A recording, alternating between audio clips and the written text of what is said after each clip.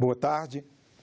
A morte do jornalista Ricardo Boechat nesta segunda-feira em um acidente de helicóptero provocou comoção entre os senadores. A aeronave bateu em um caminhão na rodovia Anhanguera, na cidade de São Paulo. O piloto, Ronaldo Quatrucci, também morreu no acidente.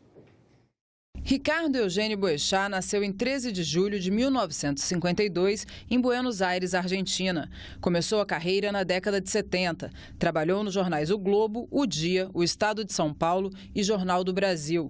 Em televisão, passou pela Globo nos jornais Bom Dia Brasil e Jornal da Globo. Na Band, foi diretor de jornalismo. Também atuou no SBT. Boechat ganhou 3 vezes o Prêmio ESSO, um dos principais do jornalismo brasileiro. Era o recordista de vitórias do Prêmio Comunique-se. Em 1998, lançou o livro Copacabana Palace, um hotel e sua história. Em 2014, foi eleito pelo site Jornalistas e Companhia como o profissional de imprensa mais admirado. Atualmente, era apresentador do Jornal da Band, colunista da revista Isto É e comentarista da Rádio Band News FM. A morte de Ricardo Boechat repercutiu em todo o país. Ele deixa mulher e 6 filhos. Era um homem íntegro, um patriota, uma pessoa que usava o microfone para defender o que era correto, para defender as boas práticas. E o Brasil perde hoje um grande patriota, um grande jornalista e, infelizmente, hoje o jornalismo brasileiro fica mais pobre.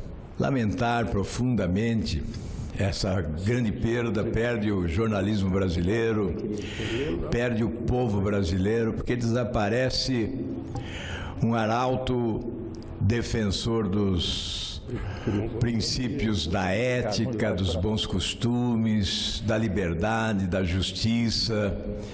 Sem dúvida nenhuma, um artífice na defesa da liberdade de imprensa. Eu entendo que é uma grande perda para o país, sem sombra de dúvida. Uma grande perda, a gente lamenta muito. Ele era o amante da verdade, o amante da democracia, o amante da verdade, o amante da justiça. Por isso o perdemos. Mas fica aqui o nosso carinho aos familiares, à Band, enfim, ao Brasil. Perdemos um grande homem.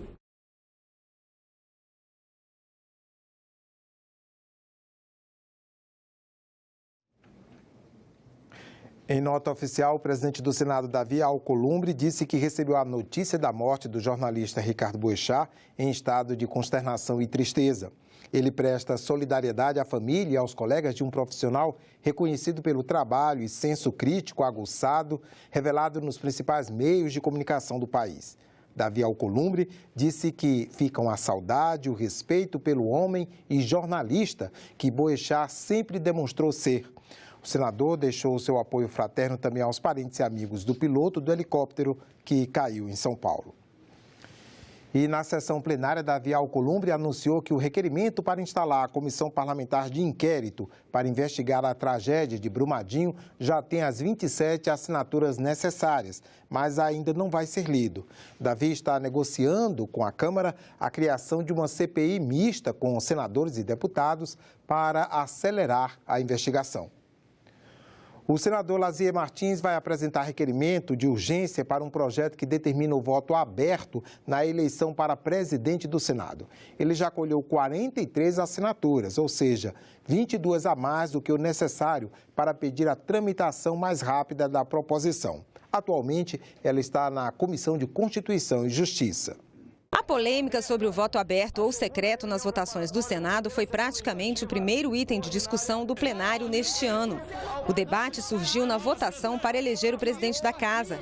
A disputa envolveu um longo embate entre os senadores que queriam a votação aberta e os que defendiam o voto secreto. Só defende o voto secreto aqueles que acham que a medida das ações de nós, parlamentares, não pode ter a transparência necessária. Quando a pessoa vota como cidadão, ela tem direito ao voto secreto. Mas quando alguém vota como representante, esse alguém deve satisfações aos representados. Nós podemos alterar o nosso regimento, mas nós temos um rito.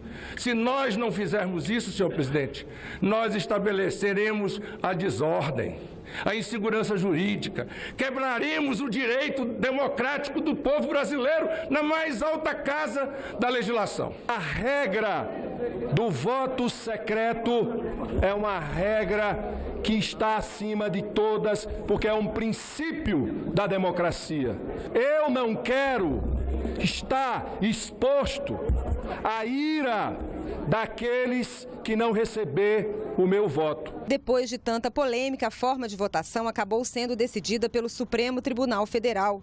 Mas por que a escolha do presidente do Senado gerou tanta dúvida do ponto de vista legal? É que o voto secreto para a eleição do presidente do Senado está previsto no regimento interno da Casa e não na Constituição.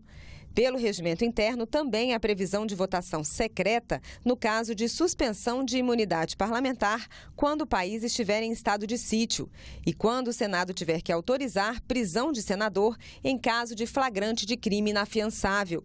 Pela Constituição, atualmente, há a possibilidade de votação secreta quando se analisa a indicação de autoridades e no caso de destituição do Procurador-Geral da República. Em 2013, a Constituição foi alterada por uma emenda que acabou com o voto secreto nos casos de cassação de mandato parlamentar e análise de vetos presidenciais. E aí você tem duas correntes de interpretação. Uma, que inclusive é a que se baseou, por exemplo, o ministro Marco Aurélio, na decisão liminar que ele deu no caso da eleição do Senado, é que votos secretos são só as hipóteses previstas na Constituição, porque o voto no parlamento deve ser, em princípio, um voto aberto. A outra corrente concorda que o voto no parlamento deve ser, em princípio, aberto, mas que, além das hipóteses previstas expressamente na Constituição, o regimento das casas poderia, em tese, em casos justificáveis, prever hipóteses de voto secreto. Para acabar com as dúvidas, o senador Lazier Martins apresentou um projeto que muda o regimento interno e estabelece o voto aberto nas eleições para presidente da Casa, para a mesa do Senado e também para a eleição das presidências das comissões temáticas. Eu tenho me empenhado muito desde comecinho de outubro para que tenhamos um voto aberto de acordo com a regra constitucional que determina que todo ato de estatais, de instituições estatais, em consonância com a República e com o regime democrático, devem ser por publicidade, de tal modo que o eleitorado tome conhecimento daquilo que nós fazemos e daquilo que votamos. As redes sociais e a troca de mensagens por meio de aplicativos tiveram grande influência nas eleições de 2018. Os parlamentares estão de olho no que acontece em tempo real na internet. A novidade é que tem até senador pedindo ajuda ao eleitor para decidir o voto dentro do plenário do Senado. Sábado, 2 de fevereiro de 2019. Na eleição para presidente do Senado, Jorge Cajuru, dentro do plenário, convoca os internautas para que participem da escolha do candidato via Facebook e muda o voto seguindo a maioria dos milhares de amigos na página. Eu inauguro uma nova forma de votar. É uma enquete em tempo real que está lá. Ainda que a possibilidade de participação direta e permanente da população nas decisões dos seus representantes seja tentadora, a proposta não está livre de problemas. Para esse professor de marketing político, só a presença física do eleitor elimina a possibilidade de fraude e compra de votos. A classe política agora se obriga a ficar mais tempo em contato com o eleitor. Você aproximou muito mais o eleitor do político. E tem um ponto negativo também. Você acaba, às vezes, tendo um posicionamento político sendo influenciado por um ativismo digital, o que pode representar um lado só da moeda, se um grupo de ativistas for mais forte do que o outro. De acordo com os especialistas, quando um parlamentar submete o voto à opinião do eleitor via redes sociais, não se trata exatamente de democracia direta, mas de um referendo. E lembram também que quando um político é eleito, ele recebe um mandato que lhe é outorgado para que ele próprio tome decisões. Por outro lado, como ficariam os casos em que os internautas votassem contra o que está na Constituição? Acho que é uma coisa que vai ser aperfeiçoada. O caminho está por ali. Cada vez mais políticos se utilizam ou de seus sites, ou de páginas em redes sociais, ou de aplicativos para isso. Não acho que isso seja ruim, mas tem que ser deixado muito claro que a decisão final é sempre do parlamentar. 912 mil visualizações, o primeiro pronunciamento meu no Senado. Quase 1 milhão. Vai chegar a 1 milhão, né? O primeiro projeto de Cajuru propõe fim da reeleição e mandato de 5 anos para presidente da República. Menos de 12 horas depois de colocar a proposta na rede, milhares de seguidores já tinham votado. Para afastar robôs e falsos perfis, Cajuru promete lançar um aplicativo capaz de certificar os dados oficiais de cada eleitor individualmente. Quando teremos esse aplicativo à disposição dos eleitores? Já agora na mais polêmica votação que vai existir, né, Paulo? Vai ser da reforma da Previdência, porque você sabe que ela vai entrar na pauta a toque de caixa, concorda comigo? Hoje à tarde vai ser realizada a reunião de líderes no Senado. O principal assunto vai ser tentar definir a composição das comissões temáticas permanentes. Hoje funcionam no Senado 13 comissões permanentes. A escolha de quem vai comandar essas comissões segue a regra da proporcionalidade. Os partidos com mais representantes têm prioridade na escolha. Se não há acordo, a disputa pode acabar no voto. De acordo com líderes que têm participado das conversas, a intenção é garantir a maior pluralidade possível de legendas nas comissões, como aconteceu na composição da mesa diretora. Dos 16 partidos da casa, 11 estão representados na mesa. Todos os partidos irão fazer parte das comissões e de forma proporcional, como é o indicativo do regimento interno. As negociações já estão acontecendo. O MDB, maior bancada, com 13 senadores, deve ficar com uma das comissões mais cobiçadas, a de Constituição e Justiça. A senadora Simone Tebet deve presidir a comissão. A Comissão de Assuntos Econômicos deve ficar com o PSD, segunda maior bancada, com 9 parlamentares no Senado. A liderança fica com o senador Otto Alencar, a liderança do partido, e o senador Omar Aziz ficaria com a presidência da comissão com a CAI. O Podemos, que tem 8 senadores, deverá comandar a Comissão de Assuntos Sociais e deve indicar o senador Romário. O senador Everton, do PDT, deve comandar a Comissão de Educação. E a Comissão de Infraestrutura deve ficar com o Democratas. O presidente do Senado, Davi Alcolumbre, disse que os comandos das comissões já estão praticamente definidos. Faltam apenas alguns ajustes. Tem um problema ainda em uma comissão. A gente está tentando compatibilizar para que todas as comissões sejam contemplados todos os partidos. Então, esse último ajuste que está sendo feito é em relação ao PRB, que só tem um senador, e ao PSC, que também só tem um senador. Então, a gente está tentando construir com todos os partidos a possibilidade desses 2 senadores serem contemplados, assumindo a presidência e a vice-presidência de uma comissão. Lógico que, como a representação de um senador, os partidos têm que acolher a nossa sugestão. Então, portanto, é o único impasse ainda que temos para a reunião. Eleito com quase 22% dos votos válidos, o senador Luiz Carlos Reis, do PP do Rio Grande do Sul, exerceu 5 mandatos consecutivos de deputado federal entre 1999 e 2019. Antes disso, foi prefeito de São Borja. Em entrevista à jornalista Renata de Paula, o senador fala das expectativas para o mandato e da importância de atrair a iniciativa privada e destravar o processo produtivo para alavancar o desenvolvimento do país. Olá! Estimular o processo produtivo e garantir competitividade para o Brasil no mercado internacional são prioridades do senador eleito pelo PP do Rio Grande do Sul, Luiz Carlos Reis. Seja bem-vindo, senador. O senhor foi eleito com quase 22% do eleitorado gaúcho, tem larga experiência administrativa, foi secretário municipal de Agricultura, prefeito de São Borja e chega ao Senado após 5 mandatos consecutivos na Câmara dos Deputados. Qual a expectativa do senhor em relação ao mandato no Senado? Primeiro, a nossa gratidão ao povo gaúcho que nos elegeu como senador mais votado do Rio Grande do Sul. Uma esperança que o povo teve na eleição majoritária e também nas eleições dos estados, a gente viu que aqui no Senado Federal a renovação foi mais de 80%. Eu venho nessa renovação, apesar da minha idade, apesar dos meus 6 mandatos de prefeito e deputado federal, nós estamos agora nessa nova empreitada aqui como senador eleito. Já trabalhávamos essas questões na Câmara e seguramente agora como senador muda um pouco o quadro, mas nós temos focos, né, que a gente quer ajudar. Assumimos nesse mandato o Brasil com 13 milhões de desempregados, no meu estado, o Rio Grande do Sul, com mais de 500 mil desempregados, e eu entendo que não pode haver desenvolvimento sem destravar o processo produtivo. No campo, onde eu trabalho, na agricultura, na pecuária, na produção, é um foco importante. Hoje é o carro-chefe da economia brasileira. Eu me dedico toda a minha vida a essa parte, desde que eu saí da escola, né? No ginásio agrícola, minha terra natal, Candelária.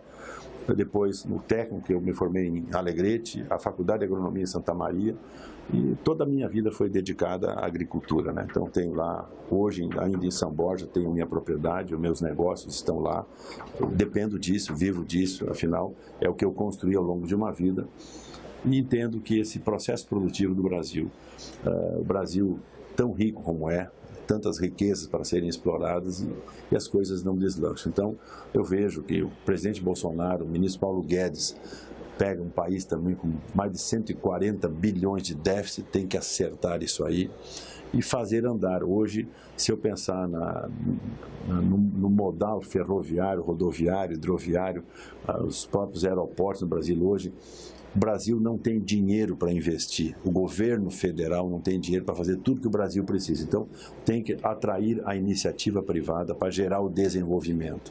Então, nesse sentido é que a gente quer ajudar como fazer para que os empresários se sintam atraídos para investir no Brasil.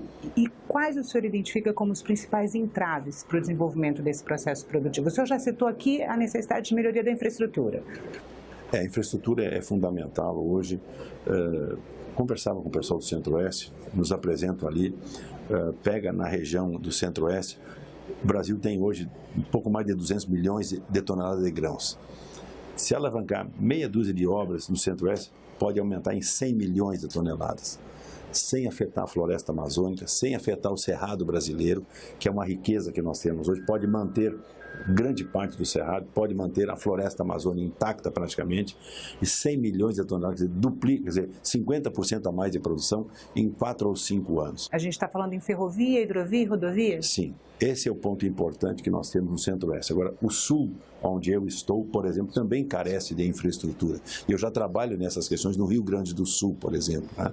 No meu estado, hoje, a logística do Rio Grande do Sul, nós temos hoje 17%, 18% do custo da produção.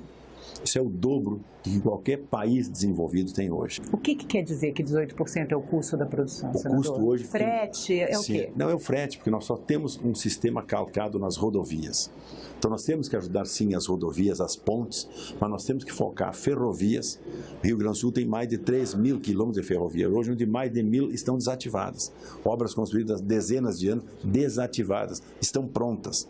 Aqui nós vamos focar. Como fazer? Tem uma linha que nós trabalhamos como deputado, a Ferrovia do Norte. E nós conseguimos, com deputados do Rio Grande do Sul, Santa Catarina, Paraná, né, entrou junto o Mato Grosso do Sul, fazer com que também tivéssemos a Norte-Sul. E ela fosse para o Sul. E foi trabalhado. Existe hoje um projeto da Ferrovia Norte-Sul, que está parado em Panorama, em São Paulo, indo para o Norte. E o nosso foco é que ela também vá para o Sul.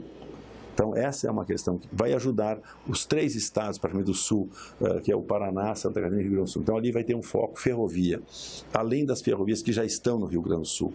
Meu estado, por exemplo, hoje só tem um porto. Nós já estamos ajudando o Porto de Rio Grande, que é fundamental para o meu estado.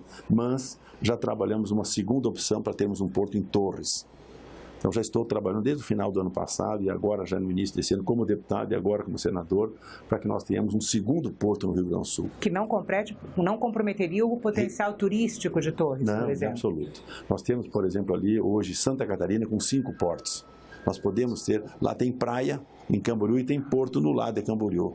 Então não atrapalha. A zona que nós queremos fazer esse porto ali, já foi discutido com o prefeito, com empresários da região, mantém o turismo, que é o carro-chefe da economia de Torres, e entre Torres e Arroio do Sal, tem um espaço vazio, ali cabe um porto que já foi desenhado por Getúlio Vargas, meu conterrâneo, nos anos 40, nos anos 50, já tinha projetos dos alemães e dos ingleses. Nós retomamos aquele projeto e agora queremos que a iniciativa privada, empresários gaúchos, brasileiros e até internacionais foquem nessa questão. Então, e atenderia a produção do norte do estado. Do norte do estado, que hoje o custo é muito mais, é maior para poder chegar. A Universidade de Caxias está fazendo um trabalho hoje, quanto baratearia para os empresários da Serra Gaúcha, e não só da Serra Gaúcha, mas você vai para a região de Passo Fundo, você vai para a região de Erechim, Lagoa Vermelha, Vacaria, todo aquele canto norte do estado, teria uma outra oportunidade. Então, isso que nós queremos, oportunidades para o Rio Grande, que é o meu estado, e para o Brasil, que é extremamente necessário. Algum outro ou os outros entraves que o senhor identifica, senador, além da infraestrutura, que travam o processo produtivo? No meu estado é a questão da energia. O estado do Rio Grande do Sul hoje importa mais de 50% da energia que consome. Nós temos desde as pequenas centrais hidrelétricas, mais de 100 paradas. Um parque eólico também Nós grande? Temos duas grandes hidrelétricas que há mais de 40 anos discutem e não saem do papel no Rio Uruguai. Com 2.000 megawatts, investimento de 5 bilhões de reais. Nós temos energia eólica, energia solar. Estamos agora com um projeto em Panambi, Condor, como Angra e mais 28 municípios daquela região para transformar lixo em energia. Só ali são 7 megawatts. Então nós temos potencialidades enormes. Eu falo no Rio Grande do Sul, mas isso vale para o Brasil. Em qualquer canto pode trabalhar. Imagina o lixo que o Brasil tem hoje, né? Esse projeto que nós estamos fazendo no Rio Grande do Sul, já tem um projeto no Maranhão, com um professor de uma universidade do Maranhão, que a parte técnica é dele, né? E também 2 projetos em São Paulo, esse mesmo grupo que está fazendo um no Rio Grande do Sul. Então, imagina, o Brasil tem potencialidades enormes e nós vamos ajudar a travar. O senhor acredita que o Rio Grande do Sul pode ser mais autossuficiente em produção de energia? Escreva. Tua sogra é de Candelária, da minha terra natal, teu marido é de Cachoeira, praticamente vizinho de Candelária. Nesses 8 anos de mandato, o Rio Grande do Sul será autossuficiente em energia. Pode escrever, nós vamos trabalhar para isso. Outros entraves para o desenvolvimento, senador? Tem a questão tributária? Sim, a questão tributária. Marco Sintra, que hoje é o secretário da Receita, junto com Paulo Guedes, foi colega meu, deputado, meu primeiro mandato. Lá nós trabalhamos, eu estava numa comissão junto com o Marco Sintra, em cima do imposto único. Então o Sintra, já desde o ano passado, como já estava nessa equipe de transição, já trabalhava projetos do imposto único, que ele trabalhou, né? Tem outros projetos também que já estavam na casa tramitando. Então esses projetos todos, 4 ou 5 projetos, o Sintra já está trabalhando esse assunto e vai apresentar para casa. A opção deles no primeiro momento, e eu até entendo, para não atrapalhar, nós vamos trazer reforma tributária junto com a reforma previdenciária. Resolve um assunto da Previdência e depois nós vamos focar na reforma tributária, que é extremamente importante para que o empresário brasileiro, né, ou até internacional que queira investir no Brasil, ele se sinta à vontade para fazer o investimento. Senador, em relação à situação do Rio Grande do Sul hoje, situação financeira crítica, né, salários de servidores ainda parcelados, o que o senhor imagina que no Senado é possível fazer para ajudar o Estado? Eu dizia em campanha, fui pré-candidato ao governo do Estado do Rio Grande do Sul e já falava isso em campanha. Depois candidato ao Senado. E hoje ainda não havia assumido, quando vi na posse do Bolsonaro, eu já comecei, no primeiro dia desse ano, eu falei com o governador Dória do São Paulo, com o governador Witzel do Rio de Janeiro, com o governador Ratinho Júnior do Paraná, com o governador Caiado de Goiás. Nós estamos juntando, através do Senado, uma frente de senadores e governadores para discutir com o governo federal uma forma de negociação dessa dívida. No meu estado, vinha o governador Sartori aqui, vinha ele sozinho, com 4 ou 5 deputados, às vezes um senador, às vezes algum empresário, para discutir com o presidente da República e com o ministro da Fazenda. Não conseguia nada. A frente de apoio do Eduardo Leite vai ser maior. Eu tenho falado a ele, já falei ao governador Eduardo Leite, que eu vou liderar um movimento aqui do Senado, junto com governadores dos estados devedores. Imagina que São Paulo deve 3 vezes o que deve o Rio Grande do Sul. Minas Gerais, Rio de Janeiro deve 2 vezes o que deve o Rio Grande do Sul. Minas deve 1,5 vezes o que deve o Rio Grande do Sul. Seguramente esses estados, seguramente não, eles têm interesse, porque eu já conversei com os governadores. O que nós vamos fazer?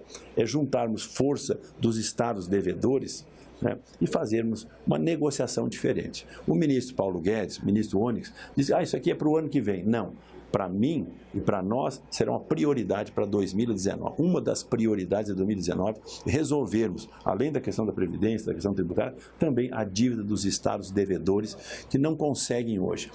Eu mostro lá um trabalho do Casaroto, um técnico lá do Rio Grande do Sul, ele mostra. O Rio Grande tomou lá 32 bilhões, já pagou mais de 50 e deve 70. Quer dizer, alguma coisa está errado. Quer dizer, a forma que está sendo negociado, os estados não aguentam. Imagina, pagou mais de uma vez e meia do que tomou quando conseguiu. Esse juro que está sendo cobrado, não é do Rio Grande do Sul, de qualquer estado da federação, os estados não suportam, a economia não suporta. Claro que os estados têm que se adequar. Ele não pode ser um estado perdulário, ter estatais deficitárias, gastar mais do que arrecadar. Não, ele vai ter que se enquadrar também. Então nós vamos trabalhar essa questão junto com outros estados e fazer uma negociação conjunta. Isso nós vamos discutir a partir do Senado Federal. Senador, muito obrigada pela entrevista. Ficamos por aqui. Você pode rever as reportagens desta edição na nossa página na internet, senado.leg.br/TV. Obrigado pela companhia e continue sintonizado aqui na TV Senado.